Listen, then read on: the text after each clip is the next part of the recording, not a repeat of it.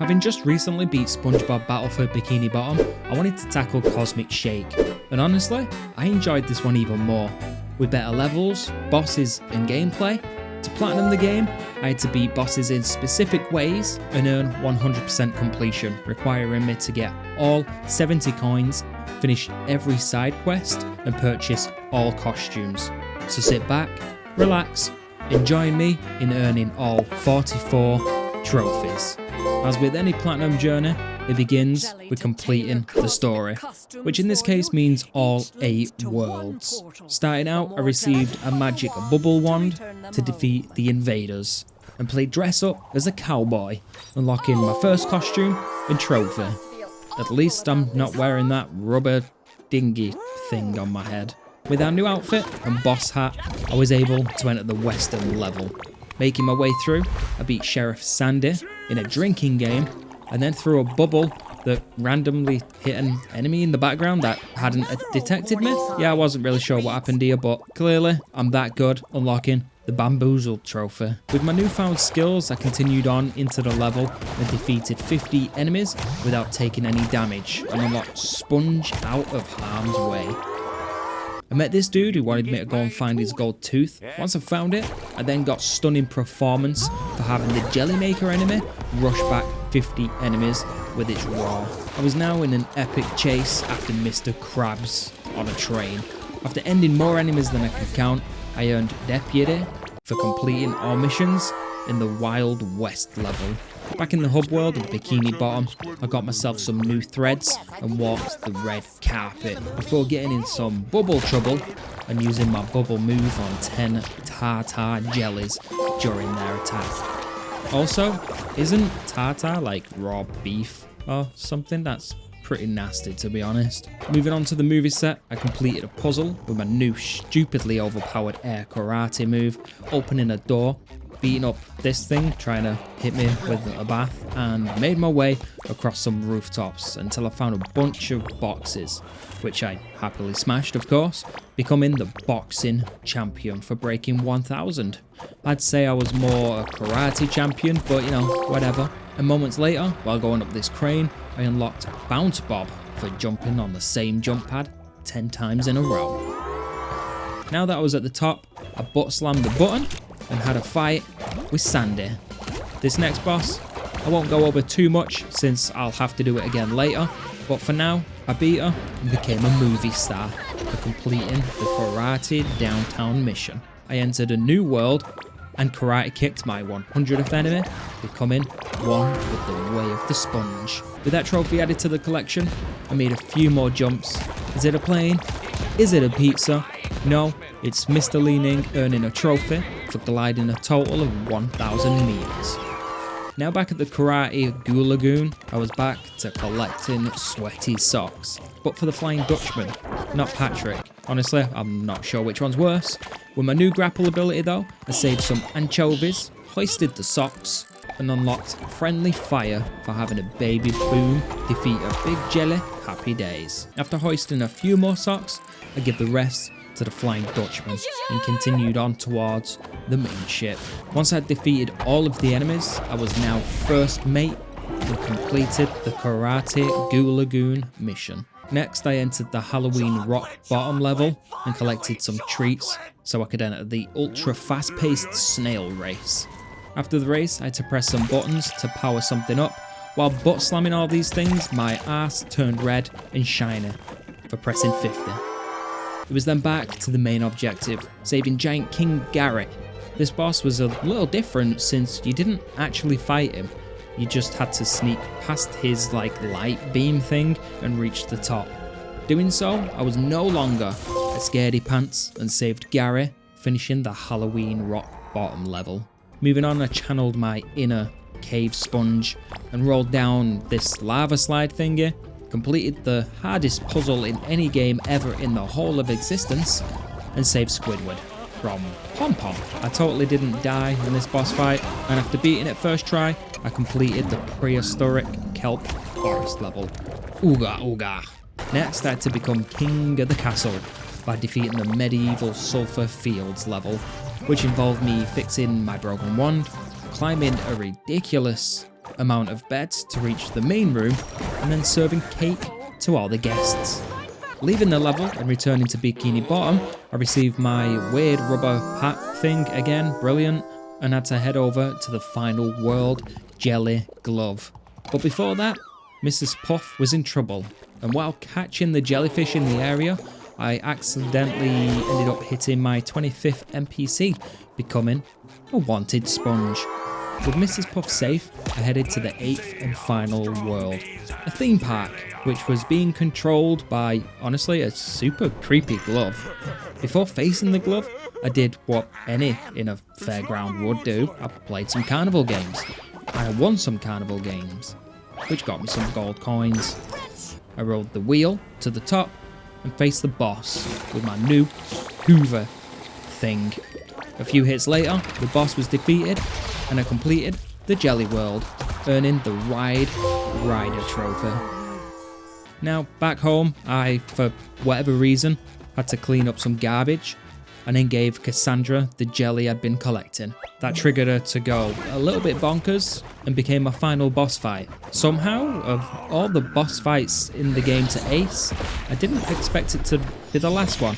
Regardless, I had to hit her 3 times, so I avoided the slam clouds, grabbed the Hoover, and sucked up the enemies.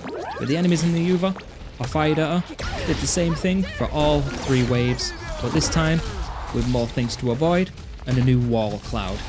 Sucked up all the enemies again and hit her again. Now for the final wave, she threw a hell of a lot of clouds at me and I somehow managed to dodge every single one of them, sucked up some more enemies and then hit her for the final time, saving Bikini Bottom as their new local hero. And since I didn't get hit during the whole boss fight, I unlocked the Tentacle Dodge trophy. Now with the story finished, the mission for 100% could begin. All 70 coins, all side missions, secret spatulas, and costumes. I also checked the trophy list and saw I had a trophy that required me to have 10,000 jellies on me all at once, which I wasn't doing since I was spending them on costumes. So from this point forward, I started to save up, and then hopefully I won't need to farm any towards the end. Then, while going through jellyfish fields, I caught my 50th jellyfish. I'm a true jellyfish hunter now. While redoing the movie set area for another gold coin, the Spongeonator destroyed his 500th object. Revisiting Pirate Goo Lagoon, I bubbled my 100th enemy, becoming the king of bubbles. While exploring this dirty place, I did a little spring cleaning by sucking up my 100th enemy with a reef blower. I just realised I've been calling it a Hoover this whole time. Oh well. SpongeBob Home Pants is on the case. I found all the secret spatulas hidden in each level. Heading back once again to Goo Lagoon for a side quest, I decided to be a volley king and defeat 10 baby booms by smacking the bombs back at them. No more than 2 minutes later, I defeated 25 enemies with a big Jelly's bathtub attack. Next, I loaded once again back into Pirate Goo Lagoon because I had to spin 6 beach umbrellas at once. You can call me the Spinsternator. While in Bikini Bottom, I had the Borrower defeat its 10th enemy for Jaws with Flaws. A couple of minutes later, I got returned to sender for defeating 5 jelly makers by knocking other enemies into them. So this next trophy, I'd actually been in this exact area 3 times before and thought to myself, there's gotta be something here with this weird singing enemy character thing. Couldn't figure it out. Turns out there is a trophy called Music Enthusiast for listening to her sing the whole thing in peace and quiet. Next, I handed in the final 2 side missions, stars for Mrs. Puff, and a potion to bring Gary back to his usual size and a lot more friendly, which unlocked Want to See Me Do It Again for clearing every level and defeating the final boss. Speaking of bosses, I'll be tackling them very shortly. First though, I had to defeat 25 ninja jellies with environmental hazards. And then literally a few seconds later, I snagged Splash Zone for having Glovey Glove defeat 20 enemies during the boss fight. Speaking of which, most of the remaining trophies are tied to them. So let's kick some boss butts, shall we? Let's do the first boss. The good, the bad and the Krabby trophy wanted me to catch Mr. Krabs in under 3 minutes. The first part of the boss fight had me chasing his train on horseback, so I spammed the square button. Once I'd caught up with him, I then had to make my way to the front of the train, avoiding the enemies I could and doing the drop kick attack to gain as much distance as quickly as possible. Next was the Sandy boss fight in downtown. For Karate King, I had to beat her without taking any damage. This boss has 3 phases. The first phase, super easy. When she does this roll, just simply dodge out the way and then karate kick her in the face. Phase 2 is the one that caused me the most problems. She'll spawn enemies, they aren't too bad, but then she turns her wheel sideways, looks like a UFO or something, and she kept hitting me. I was trying to jump over it, but it turns out, once I'd looked online, the best thing to do was just simply run away from it and dodge if you need to. With this knowledge in hand, after failing the first few times initially, it became super easy. Then the third and final phase, another easy one here, kill the enemies again, and then dodge these charging bodyguards. So after that boss fight, I was now super close to holding 10,000 jellies. So going into the next boss fight, I grabbed a few extras, reaching 10,000 for SpongeBob Jelly Pants. This next boss was another timed one at the Karate Ghoul Lagoon. I had to reclaim the Dutchman's ship within 5 minutes. Just like the first boss, there's nothing really difficult here. It's mostly just about a bit of platforming. After triggering the cutscene, I made my way across the ships, always taking the route with a button at the end so I could slam it and move the ships into position to be able to jump over to the next one. Once I'd reached the main ship, I defeated a few enemies, and then in the second section defeated a few more enemies, heading into the final section, which, you guessed it, taking out a few more enemies. Once I'd defeated them, I ran over to the cannon, smashed my ass on that button, and grabbed myself the deck scrubber. This next trophy was the hardest one so far. I had to complete the King Gary boss fight without being seen. For this boss, you have to avoid Gary's line of sight, this yellow line that moves from side to side. It sounds easy, but it was actually pretty tricky because it would just sometimes see me. Even though I was in the shadows, it would see me through like the corners of walls and stuff, so it was definitely a little bit finicky. And the hardest part by far was where I had to jump over a middle platform. I think I failed there at least 6 times. But after all those fails, I finally got it and reached the top without the line of sight turning red and got the pet you didn't see coming trophy. The second to last was the pom-pom boss fight in the prehistoric kelp forest. This one sounded harder than it actually was. For the dehydrated trophy, I had to evade all of pom-pom's shockwaves. The reason this isn't so bad is because you can actually get hit by the enemies that spawn, and I think even the water attack. I didn't get hit by it, so I can't say for sure, but the trophy specifically says only the shockwaves, which makes it a lot easier. The boss fight itself is pretty straightforward. You avoid the shockwaves a few times and then hit each of the 3 teeth that are on the outside of the arena.